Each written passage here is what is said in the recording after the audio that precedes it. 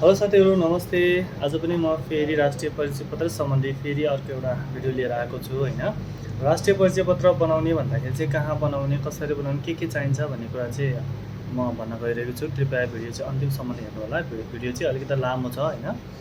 पहिलाको मेरो अघिल्लो भिडियोमा चाहिँ मैले अब कहाँ बनाइन्छ, के बनाइन्छ भनेर चाहिन्छ भन्ने कुराहरूमा मैले अलिकति मात्रै छोटो मिठो बनाएको थिएँ भने चाहिँ अब चाहिँ विस्तृत रूपमा मैले जानकारी दिँदैछु होइन।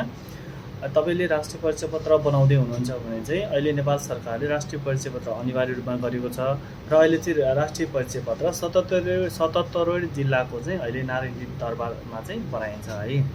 त्यसका लागि चाहिँ अब तपाईले के चाहिन्छ, के गर्नुपर्छ भन्दाखेरि चाहिँ तपाईले पहिला सुरुमा चाहिँ एउटा फर्म भर्नुपर्छ है। जो कि तपाईले चाहिँ फर्म एउटा भर्नुपर्ने हुन्छ। त्यो फर्म भर्दाखेरि चाहिँ के डकुमेन्ट चाहिन्छ र तपाईले के डकुमेन्टहरू चाहिँ लिएर आउनुपर्ने हुन्छ भन्ने कुरा चाहिँ म फेरि तपाईँको लागि यो भिडियो बनाउँदैछु है। अब पहिलो सुरुमा चाहिँ तपाईँको अब राष्ट्रिय परिचय पत्र बनाउँदै हुनुहुन्छ भने चाहिँ तपाईँले एउटा पहिलो कुरा भनेको तपाईँको एउटा नागरिकता हो। नागरिकता चाहियो। नागरिकता अब यदि बिहा भएको छ प्लस केटा केटी है, बिहा भएको छैन भने चाहिँ नागरिकता भए पुग्छ है। यदि बिहा भइसकेको छ केटा केटी होइन, अब बिहा भइसकेको छ भने चाहिँ तपाईँले चाहिँ बिहा दर्ता ल्याउनु पर्ने हुन्छ होइन। यदि बिहा दर्ता पनि छैन भने चाहिँ बच्चाहरूको अब जन्म दर्ता है यस्तो ल्याउनु पर्ने हुन्छ भने, यदि तपाईँको भर्खरै बिहा भएको छ तर बिहा दर्ता गराउनु भएको छैन भने चाहिँ तपाईँले चाहिँ माइतकै आधार, जस्तो नागरिकता तपाईँले माइतबाट लिएको छ भने चाहिँ माइतीकै आधारबाट तपाईँले परिचय पत्र बनाउन सक्नुहुन्छ होइन। र पछि चेन्ज गर्न पनि सक्नुहुन्छ है। र अब तपाईँको अब चाहिँ परिचय पत्र त्यसरी बनाउन पनि तपाईँले सक्नुहुन्छ भने चाहिँ अब तपाईँको बिहा पनि भयो होइन, प्लस डिभोर्स भयो।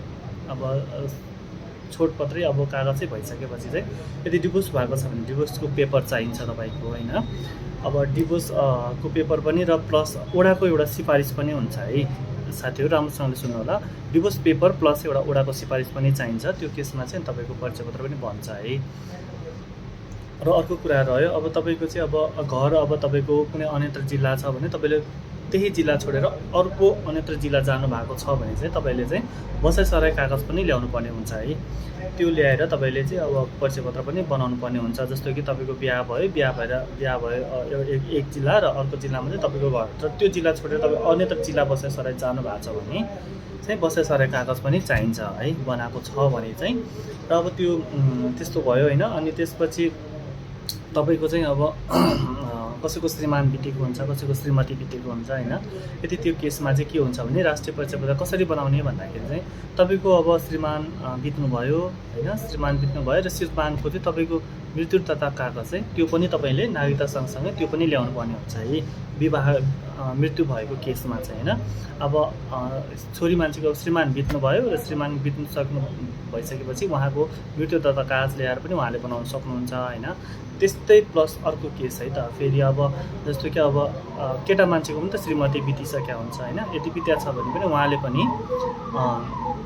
श्रीमती बितेको चाहिँ मृत्यु तथा कागज चाहिँ ल्याउनु पर्ने हुन्छ होइन। अनि र त्यो भएपछि चाहिँ तपाईँहरूको परिचय पत्र आरामसँगले बन्छ होइन।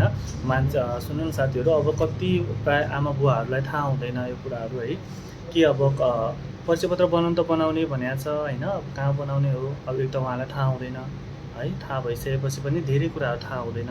अनि यहाँ आइसकेपछि के हुनुहुन्छ, एउटा डकुमेन्ट माग्नुहुन्छ उहाँहरूले, अब त्यो डकुमेन्ट पनि हुँदैन होइन। अनि त्यसपछि फेरि अर्को डकुमेन्ट माग्नुहुन्छ, त्यो पनि हुँदैन। त्यस कारणले चाहिँ तपाईँहरूले चाहिँ पोक्त रूपमा चाहिँ आफ्नो फुल्ली डकुमेन्टहरू चाहिँ लिएर आउनु होला। मैले यो भिडियोमा भनिरहेको छु होइन।